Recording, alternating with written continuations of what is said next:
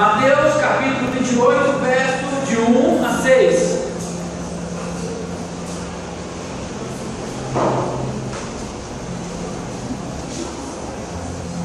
E no fim do sábado, quando já apontava o primeiro dia da semana, Maria Madalena e outra Maria foram ver o sepulcro.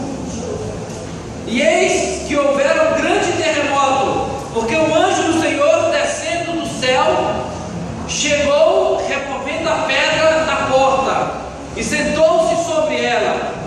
E o seu aspecto era como relâmpago, e as suas vestes brancas como neve. E os guardas, com medo dele, ficaram muito assombrados e como mortos. Mas o anjo, respondendo, disse às mulheres: não tenhais medo, pois eu sei que buscais a Jesus que foi crucificado. Ele não está aqui, porque já ressuscitou, como havia dito. Vinde, vede o lugar onde o Senhor jazia, onde o Senhor estava. Irmãos, a grande pergunta crucial da vida cristã, da existência, da teologia é: Jesus ressuscitou mesmo? Será que Jesus ressuscitou? Daqui a pouco nós vamos ver o apóstolo Paulo desenvolvendo a teologia da ressurreição de Cristo e as suas implicações. Será que realmente Jesus ressuscitou? E muitos cristãos perderam o clamor, o ardor para a doutrina da ressurreição, que é muito mais do que uma doutrina. Ela é o nervo, ela é a espinha dorsal para toda a credibilidade, para todo o entendimento da existência cristã. Muitas vezes a igreja ela fica perdida em conceitos éticos, conceitos comportamentais, religiosidade, tradicionalismo, perdendo o foco daquilo que deveria ser o ponto de partida. E o ponto de partida é: afinal, Jesus ressuscitou mesmo? Eu creio que Jesus está vivo. Realmente eu tenho plena convicção. Há indícios, eu creio de que Jesus ressuscitou. E se ele ressuscitou, eu tenho que ter então uma relação muito clara com esse Jesus ressuscitado. Ou será que realmente nós vivemos a nossa religiosidade sem levar em conta que essa é a grande divisão? É o divisor de águas, totalmente o divisor daquilo que realmente deve ser. Dentro dos argumentos apologéticos da ressurreição de Cristo, nesses meus anos de leitura bíblica, de leitura de estudiosos, eu me defrontei com um pensador, Paul Little, que ele desenvolve a seguinte tese de convencimento, de argumento, mesmo sendo um elemento de fé. Crer em Deus é algo extremamente particular, mas partindo da base escriturística e da análise do acontecimento da ressurreição e todas as suas implicações, Paul Little desenvolve uma ideia que me convenceu mais ainda do que eu já tinha conhecimento. E ele parte do seguinte pressuposto, e ele pergunta: você morreria defendendo uma mentira? Você estaria disposto a dar a sua vida por uma mentira? Comprei um carro, eu paguei 10 mil reais, mas eu quero me esnobar e quero dizer que eu paguei na realidade 20 mil, porque ele era tão fantasioso o carro que vale 20 mil, mas eu paguei 10. E alguém chega para mim e diz: quanto você pagou esse carro? Eu digo: eu paguei 20 mil. Mas ele descobre que eu paguei 10 mil, e ele fica tão furioso que eu não gosto de ser enganado, e ele vem com uma arma para me matar, porque eu menti para ele. E quando ele chega e aponta a arma na minha cabeça e diz: afinal de contas, você pagou 10 ou 20 mil nesse carro? Porque se você estiver mentindo, você vai com a sua mentira lá para debaixo da terra. O que eu vou responder para ele? 10 ou 20 mil? O que você responderia nessa situação? você responderia que eu paguei? Quanto, gente? 10 mil. Por que você faria isso? Porque ninguém morre defendendo mentira. Ninguém está disposto a dar sua pele por algo que você sabe que é uma mentira. Agora vejamos Jesus Cristo. Jesus Cristo ressuscita. Os anjos descem, as rochas, barulho, derruba, sai a pedra grande. E de repente os fariseus, vendo tudo aquilo ali, constatando que o corpo não estava lá, subornam os soldados dizendo: vocês agora vão dizer que os discípulos vieram e roubaram o corpo. Mas Jesus Cristo vem, é o texto que nós lemos inicialmente no culto. Jesus se apresenta a Pedro, a Tiago, a 500 irmãos, se apresenta aos 12, aos apóstolos, aos 11, que Judas tinha morrido. E de repente eles são chamados a serem testemunhas oculares, testemunhas visíveis de que o Jesus Cristo ressuscitou. E de repente todo o Império Romano, com a aquiescência do parlamento, do sinédrio, dos sacerdotes, dos invejosos fariseus, de escribas e saduceus, se levantam contra os apóstolos dizendo: vocês estão mentindo, não é verdade. E eles então começam a fazer uma série de perseguições aos apóstolos e aos discípulos e aos testemunhos, aos mártires que estavam pregando: eu vi Jesus, os meus olhos contemplaram, a minha mão apalpou, eu comi, eu jantei com Jesus, eu andei com Jesus.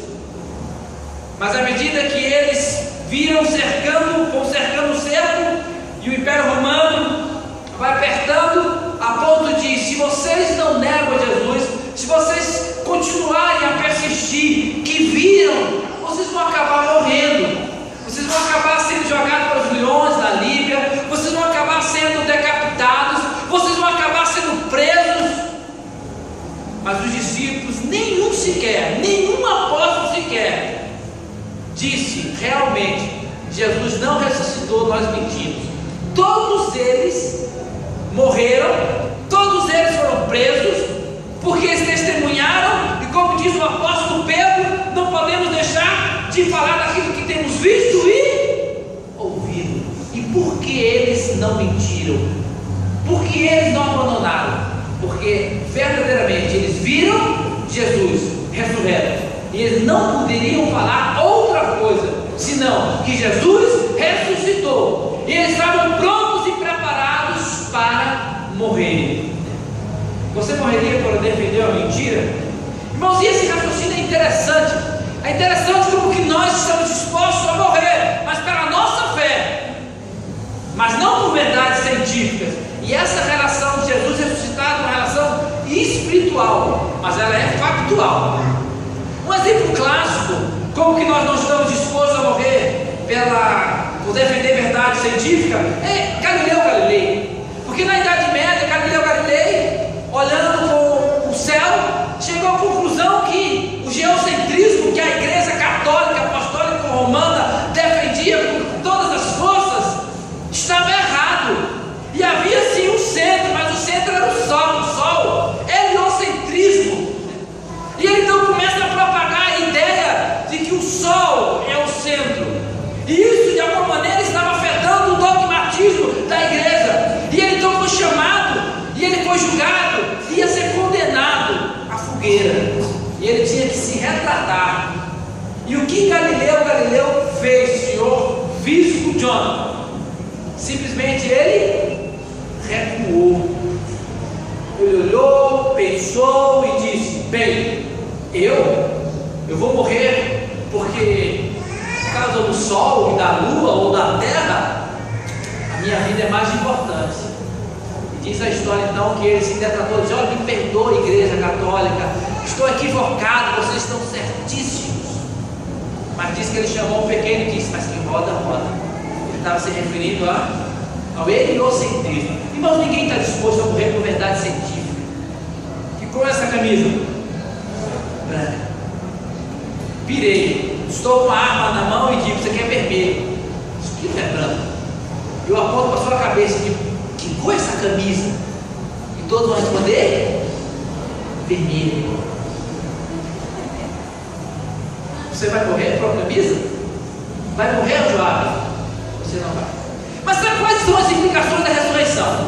Então veja bem, Jesus ressuscitou. Essa é a maior mensagem, esse é o testemunho.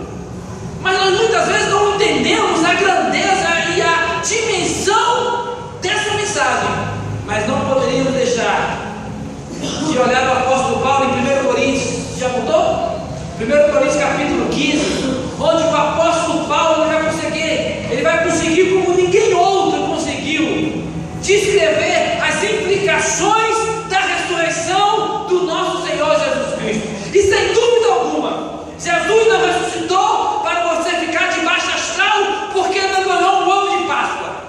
Com certeza, Jesus não ressuscitou para que você recebesse uma mensagem de celular dizendo Feliz Páscoa. Jesus não ressuscitou para que houvesse um feriado emendado e você pudesse ir para Caldas Novas e fazer uma viagem importante que você acha.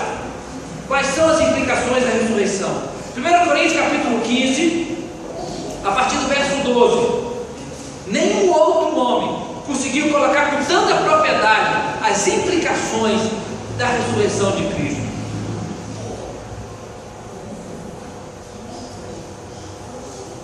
Ora, se prega que Jesus Cristo ressuscitou dentre os mortos, é o que está se pregando, é o que está se falando. Jesus ressuscitou. Como dizem alguns dentre vós que não há ressurreição dos mortos? E é importante na teologia você entender a humanidade de Jesus. Se você não compreende que Jesus é 100% homem, essa doutrina ela vai ter problemas. A importância de se entender que Jesus é 100% homem e que nasceu de um parto normal, que Maria, eu não estou falando da concepção, mas do parto, mas Jesus teve o mesmo processo fisiológico de uma gestação como todos nós aqui. Maria viu a barriga crescer, sentiu contração, a criança nasceu e era pequenininha, simples. Jesus Cristo nasceu. E é importante entendermos isso. Se Jesus era um homem também e ressuscitou dos mortos, como dizem alguns que não há ressurreição dos mortos? Como não há? Se Jesus era um homem e ressuscitou, verso 13, e se não há ressurreição dos mortos, também Cristo não ressuscitou, verso 14. E se Cristo não ressuscitou, completem comigo, logo é vã a nossa pregação e também é vã a nossa fé. Se Cristo não ressuscitou, nós somos os mais abestados homens da terra. O que nós estamos fazendo aqui? O que você está fazendo aqui? Se Cristo não ressuscitou? Se Cristo não ressuscitou, a nossa pregação, a fé é vã, a nossa fé é vã. Vã é inútil, sem produtividade. Verso 15. E assim também somos considerados como falsas testemunhas de Deus. Se Jesus não ressuscitou, nós somos mentirosos, somos falsos, porque nós estamos pregando e nós estamos anunciando e nós estamos dando a nossa vida dizendo Cristo ressuscitou. Pois testificamos de Deus que ressuscitou a Cristo, a qual porém não ressuscitou, se na verdade os mortos não ressuscitam. Porque se os mortos não ressuscitam, também Cristo não ressuscitou. E se Cristo não ressuscitou, é vã a vossa fé, e ainda permaneceis nos vossos pecados. A vitória dos nossos pecados está na ressurreição de Cristo. Na cruz venceu-se uma luta, na ressurreição venceu a batalha. No Getsemane abriu-se o caminho da vitória, mas é na ressurreição que sela a veracidade, que sela a verossimilidade da capacidade do que tudo aquilo que Deus disse era verdade.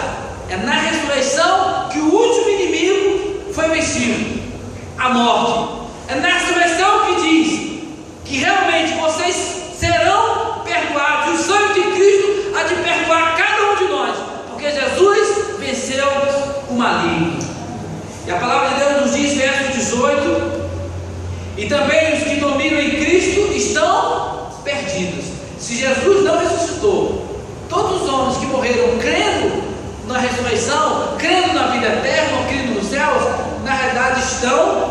perdidos.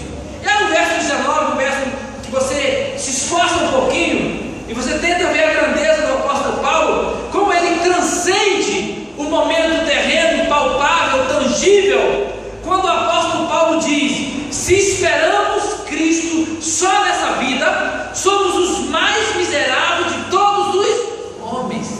Esse versículo é um dos versículos que eu mais amo. Por quê? Porque quando você olha a sua religião de forma horizontal, excluindo a verticalidade, você cria um problema teológico muito sério, porque a religião ela é vertical, horizontal e retorna para a verticalidade. Ou seja, eu não vivo neste mundo para este mundo por causa deste mundo. Eu vivo por causa de Deus neste mundo para voltar para Deus. É o que nos ensina Eclesiastes. O homem que é espírito, o homem que é corpo, o homem que é pó, morre e volta ao pó, mas o espírito volta para Deus que o Deus.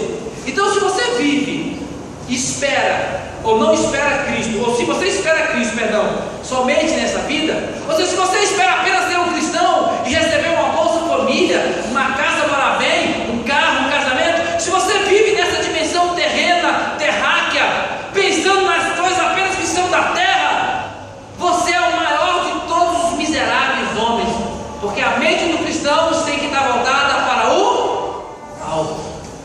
Aquele que já ressuscitou com Cristo, pensar nas coisas que são de cima, o novo céu e a nova terra, porque não temos aqui cidade permanente, mas nós temos a futura. Triste é o homem e a mulher que faz da terra, que faz do seu habitat, que faz do seu endereço, o endereço eterno, porque como diz a palavra de Deus, todos nós somos passageiros e forasteiros. Nós buscamos uma cidade permanente que é no céu.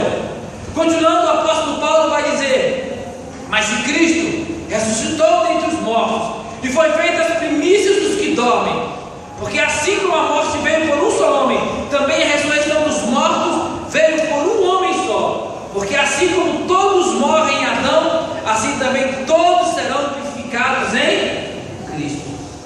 E aí vem a minha grande tristeza no meu coração, porque as pessoas têm confundido a natureza da igreja. A natureza da igreja é porque Cristo ressuscitou. Eu quero terminar contando uma história muito simples, mas interessante, onde o doutor Chesterton, ateu inglês, um grande escritor, passou grande parte da sua vida no ateísmo, e Chesterton, depois de convertido, se tornou na mídia inglesa um espanto. E o repórter, tentando satirizar aquele que teria sido um dos maiores ateus até então, chegou para ele na rua e lhe perguntou: se Jesus Cristo ressuscitado aparecesse bem agora na sua frente, o que você diria a ele? Preste atenção na capciosidade da pergunta. Se Jesus Cristo aparecesse bem agora na sua frente, o que você diria? E o ex-ateu olha com firmeza e calma para o repórter e diz: você está equivocado, porque Jesus está bem aqui. Jesus Cristo apareceu para mim no dia da minha conversão e está comigo todos os dias da minha vida. Amém? Irmãos, e essa presença de Cristo conosco todos os dias é que nos enche de esperança. Se Cristo sair um segundo só, é como se a lua, como se o sol saísse da sua rota e a terra seria destruída. A última palavra para o cristão nunca foi e nunca será a morte, e sim a ressurreição, porque Jesus Cristo disse: eu sou o caminho, a verdade e a vida, e eu sou a ressurreição e a vida. A morte na vida do cristão é sempre a penúltima palavra, porque Jesus Cristo disse, que vem e diz: eu sou a ressurreição. Viva o Cristo ressuscitado, se aproprie de Cristo. Ele está comigo. Jesus é o mesmo ontem, hoje e eternamente. Ele disse: eu estou convosco todos os dias da nossa vida. Mas tem cristãos que parecem que Jesus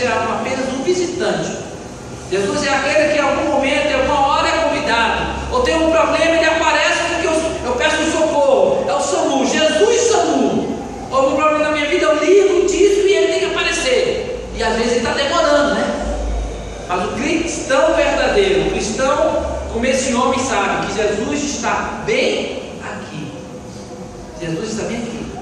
Você não deve se preocupar se tem banco vazio, não, porque Jesus senta no seu colo. Ou Jesus bota você no colo. Amém? Amém. Então vamos encher a igreja. Ah não, Jesus está aqui, eu tenho que ir nesse banco aqui, é Jesus. Jesus está bem com você? Né? Quer uma água? Não precisa disso não, tá? E quando a coisa apertar a coisa, ele vai ficar em pé, olhando para você. Vamos ficar em pé? Vamos orar?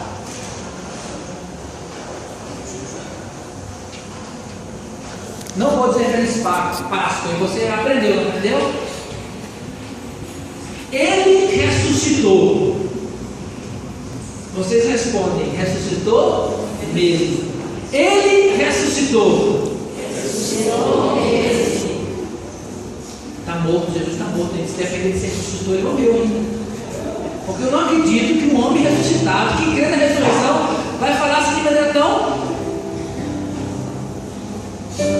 Ele ressuscitou. Ressuscitou mesmo. Então, Deus, obrigado, Senhor Jesus. Nós cremos em Ti. Obrigado porque o Senhor está conosco. Obrigado, Senhor Jesus, porque o Senhor nos consola, nos ama, nos dá força, intercede por nós. O Senhor nos provê. O Senhor